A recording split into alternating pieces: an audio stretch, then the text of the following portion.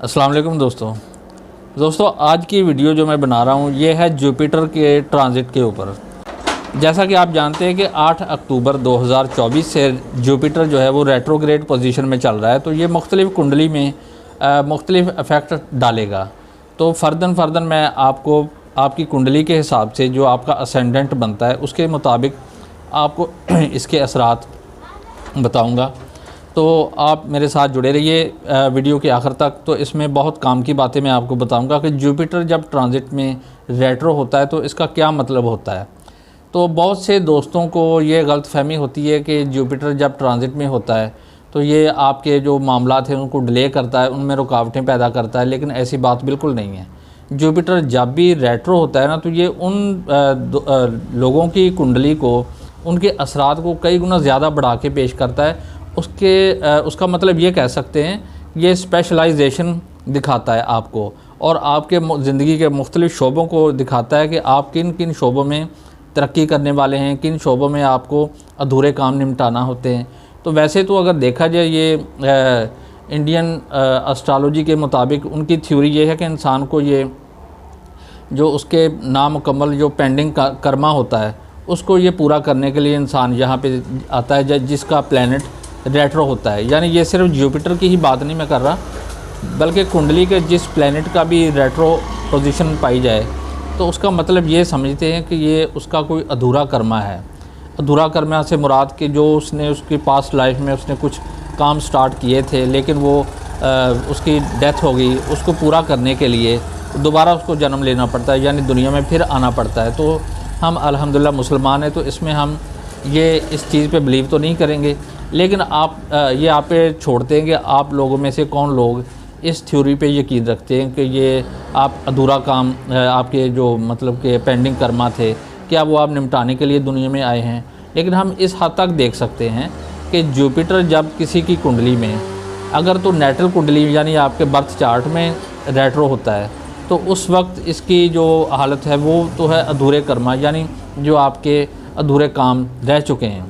लेकिन अगर ट्रांजिट में ये मतलब कि ये ट्रांजिट में जब ये रेट्रो हो जाता है, यानी ट्रांजिट कुंडली में जिन दिनों जुपिटर रेट्रो होता है तो मुख्तलिफ़ कुंडली में मुख्तलिफ़ हाउसेज़ में इसके अपने असरात पड़ते हैं।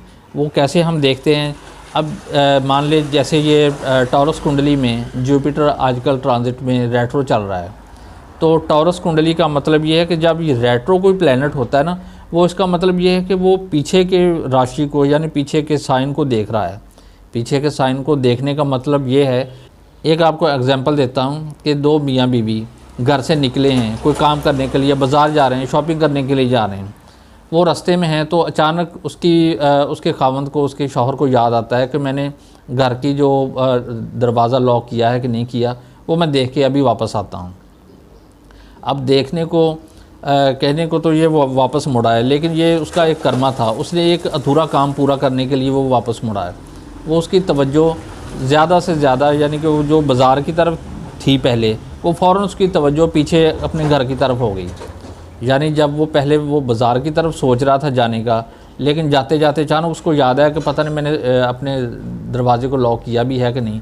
तो उसको याद आ गया, उसने फ़ौरन पीछे को सफ़र कर दिया शुरू कि घर जाके पहले दरवाज़ा लॉक करता हूँ, अच्छी तरह देखता हूँ। बेशक उसने किया या नहीं किया ये बात की बात है, लेकिन उसने एक अधूरा कर्मा करने के लिए वो पीछे ज़रूर मुड़ा। यही एग्जांपल जो है ये प्लैनेट पे भी हम मतलब कि ला सकते हैं कि कोई प्लैनेट जब रेट्रो होता है ना, तो वो उसका मतलब ये है कि वो अपने अधूरे काम को करने के लिए वापस मुड़ा है, और उसकी 50% से ज़्यादा जो फोकस है ना वो पीछे के हाउस की तरफ हो जाता है। अब जैसे टॉरस कुंडली में जुपिटर चल रहा है, तो टॉरस का मतलब क्या है कि वो एरीज़ साइन की तरफ से आ रहा था, एरीज़ साइन की तरफ से आ रहा था और टॉरस में इंटर हो चुका था। जब टॉरस में जब पहुंचा मखसूस डिग्री पे, यानी कि जैसा कि 8 अक्टूबर 2024 में ये 27 डिग्री पे था जब ये रेट्रो हो चुका है, तो इसकी जो फोकस है, उसकी तवज्जो जो है वो पिछले साइन की तरफ हो चुकी है। यानी पिछला साइन क्या बनता है, एरीज़। टॉरस से पिछला साइन एरीज़ बना, तो वो एरीज़ की तरफ चला गया। एरीज़ में अगर कोई प्लैनेट उसकी नेटल कुंडली में है, यानी बर्थ चार्ट में कोई है, तो उस प्लैनेट के हिसाब से उसके जो हालात है वो उनमें चेंजिंग पैदा हो जाएगी। यानी जुपिटर जैसे अगर मान लें कि एरीज़ राशि में, एरीज़ राशि में फ़र्ज़ करें वहाँ पे सैटर्न है, तो सैटर्न जैसा कि भृगु नंदी नाड़ी के हिसाब से देखा जाए तो ये आपके जो प्रोफेशन उसको दिखाता है, आपके कर्मा को दिखाता है, जो आपने अपनी लाइफ में स्ट्रगल करनी होती है उसको दिखाता है। तो जुपिटर जब भी रेट्रो होके पिछले साइन में चला जाएगा यानी सैटर्न के साथ मिलेगा, तो इसका मतलब ये है कि वो एक अधूरा कर्मा करेगा, वो ऐसा काम करेगा जो उसने पहले स्टार्ट किया था लेकिन वो पूरा नहीं कर सका। ये चंद साल पहले की बात कर सकते हैं, हम उस चक्कर में नहीं पड़ते कि ये पुनर्जन्म होता है नहीं होता, यानी पास्ट लाइफ का कोई इवेंट उसने नामुकम्मल छोड़ा या नहीं छोड़ा, इसकी तरफ हम नहीं चलते।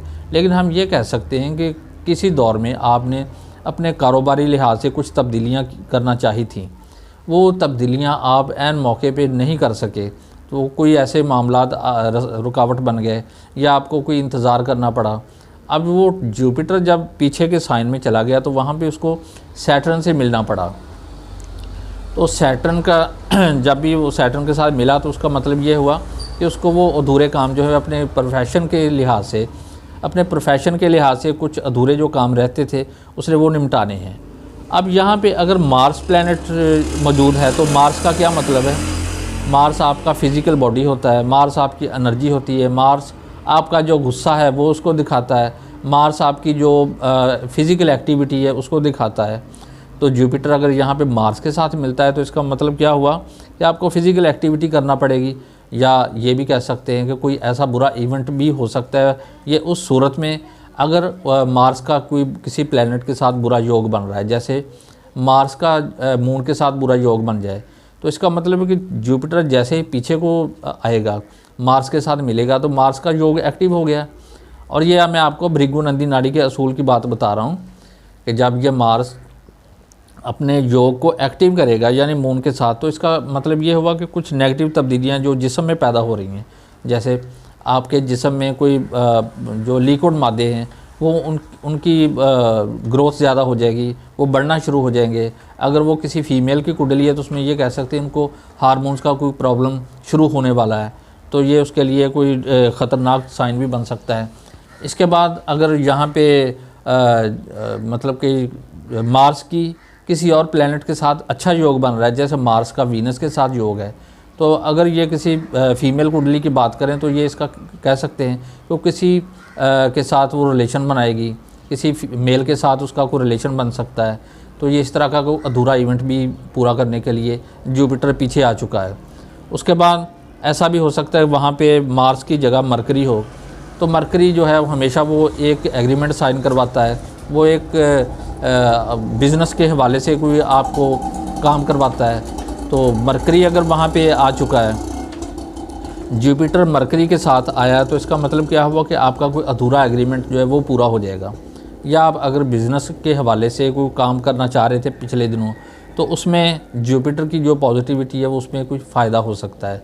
लेकिन एक चीज़ ध्यान में रखिएगा कि हर प्लैनेट के हिसाब से कुछ उसकी जो एलिमेंट का हिसाब आपको ज़रूर रखना पड़ेगा। जैसे कुछ प्लैनेट जो हैं वो दूसरे प्लैनेट के दुश्मन भी होते हैं, दोस्त भी होते हैं।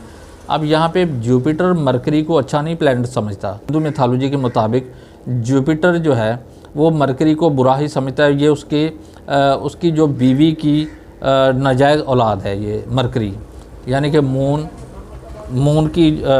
और मरकरी जो है ना, मून और मरकरी जो है ये जुपिटर को पसंद नहीं होते, ये उसके मुखालिफ हैं। तो यहाँ पे अगर कोई दुश्मन प्लैनेट हुआ तो इसका मतलब कोई बुरा इनकलाब आएगा, बुरी तब्दीली आ सकती है। जैसे आपको अभी बताया, या अगर यहाँ पे मून होता तो मून की सूरत में कोई गलत तब्दीलियाँ आ सकती थी। यहाँ पे अब मरकरी आ चुका है तो फिर भी कोई परेशानी या कोई एग्रीमेंट में डिले होना, कोई रुकावट पैदा हो जाना, एग्रीमेंट में कोई आपके लिए नुकसान दे खबर हो जाना, या एग्रीमेंट की सूरत में आप खुद ही कोई अपना माली नुकसान कर बैठते हैं। अच्छा, उसके बाद हम ये देखते हैं वहाँ पे अगर कोई फ़र्ज़ करें वीनस आ गया, तो वीनस का अगर मेल कुंडली की बात हो रही है तो ये उसके लिए शादी का इवेंट पैदा हो सकता है। यानी जुपिटर का जो ट्रांजिट है, जो रेट्रो होना, उसके मोमेंट उसके लिए बहुत पॉजिटिव साबित हो सकती है, शादी की सूरत में उसको फ़ायदा मिल सकता है। इसके अलावा और भी प्लैनेट को हम देख सकते हैं, यहाँ पे जैसे केतु आ जाता है। जुपिटर और केतु का जो कम्बिनेशन है, आप ये समझते हैं कि केतु जो ये मोक्ष है, ये आपके अंदर की जो एनर्जी है उसको जुपिटर जो है वो डिवाइन करता है। जुपिटर अपनी तरफ से उसको एनर्जी देता है। जुपिटर ज्ञान है, एक नॉलेज है, ये एक रूहानी नॉलेज भी हो सकता है। जो केतु और जुपिटर के कम्बिनेशन से आपको एक रूहानी नॉलेज मिल सकता है।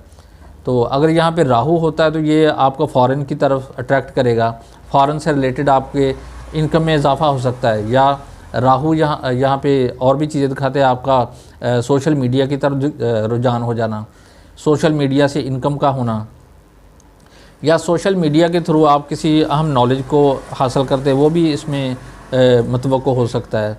तो राहु, अगर राहु का मून के साथ कम्बिनेशन बन रहा है, यानी राहु और मून का कोई अच्छा योग बन रहा है, तो इसका क्या मतलब हुआ कि राहु और मून की वजह से जो योग है वो आपको बैरून मुल्क भी ले जा सकता है। अगर आप बैरून मुल्क जाने की कोशिश कर रहे हैं तो उस पर कामयाबी भी मिल सकती है। लेकिन यहाँ पे आपको फिर ये भी देखना होगा कि मरकरी का कोई इस योग में ताल्लुक़ बन रहा है कि नहीं। मरकरी मून के साथ बनाए, मरकरी राहु के साथ बनाए, तो फिर ये जो जुपिटर का जो यहाँ पीछे को आना उस योग को एक्टिव करता है, तो वो कंफर्म हो जाता है इस बंदे का वीज़ा लगेगा, ये बाहर चला जाएगा। तो दोस्तों ऐसे ही आप किसी भी प्लेनेट को पकड़ लें, उसको ये रेट्रोग्रेड देख लें, अगर वो रेट्रो चल रहा है तो उसके बहुत से मानी हो सकते हैं। फिर वो जिस राशि में जा रहा है उस राशि के भी अपने ही कुछ असरात होते हैं। तो ये जितने भी मैं आपको बातें बता रहा हूँ, ये आप अपने अपनी कुंडलियों में उसका एनालिसिस करके देखें, आपको बहुत मज़ा आएगा, आपको बहुत सा नॉलेज मिलेगा, नई नई बातें आपके सामने आएंगी। तो जिन दोस्तों को अपनी कुंडली का एनालिसिस करवाना हो तो आप अपनी डेट ऑफ बर्थ भेजें, किसी प्रोग्राम में मैं आपको आपकी ही कुंडली का एनालिसिस करके आपको बताऊंगा कि आपकी कुंडली में क्या कुछ हो रहा है। तो ये मतलब कि आप दोस्तों के लिए मैं अब ये हेल्प कर सकता हूँ कि आपके लिए एक प्रोग्राम बना दिया करूँगा। जो भी आपका कोई प्रॉब्लम है, कोई सवाल है, उसको अगर आप एनालिसिस करवाना चाह रहे हैं अपनी कुंडली के ज़रिए से, तो मैं इंशाल्लाह आपको ये बिल्कुल फ्री खिदमत दूँगा। तो उसका आपको फिर वेट करना होगा, क्योंकि मैं आपकी उसी कुंडली पे एक वीडियो बना के आपको पेश किया करूँगा। इसका ये फ़ायदा होगा कि जो हमारे दोस्त एस्ट्रोलॉजी को सीखने की कोशिश कर रहे हैं, उनको एक नई एग्जाम्पल मिलेगी, उनको एक नया ज्ञान मिलेगा, एक नया नॉलेज मिलेगा। तो ये भृगु नंदी नाड़ी जो नॉलेज है, ये एक बहुत मज़ेदार नॉलेज है। इसमें आपको बहुत से फ़ायदे भी मिल सकते हैं, आप अपनी प्रेडिक्शन खुद भी कर सकते हैं। तो जैसे मैं आपको आपकी कुंडली का एनालिसिस करके दिखाऊंगा, तो आपके माइंड में बहुत से सवाल जो पहले से चल रहे हैं उनके जवाब आपको मिल जाएंगे। तो आप हमारे साथ जुड़िए रहिए और मैं हमारे चैनल को सब्सक्राइब कर लें। अगर आपको कोई क्वेश्चन पूछना है तो आप मुझे व्हाट्सएप पे मेरे नंबर पे दिए गए नंबर पे आप रब्ता कर सकते हैं। और इसके अलावा मेरी कोशिश है कि मैं लाइव प्रोग्राम यूट्यूब पे भी चलाऊं, उसमें भी अगर आपका कोई मसाइल हो तो आप उसमें मुझसे मशवरा कर सकते हैं। तो इंशाल्लाह नेक्स्ट वीडियो तक के लिए इजाज़त दीजिए। अल्लाह हाफ़िज़।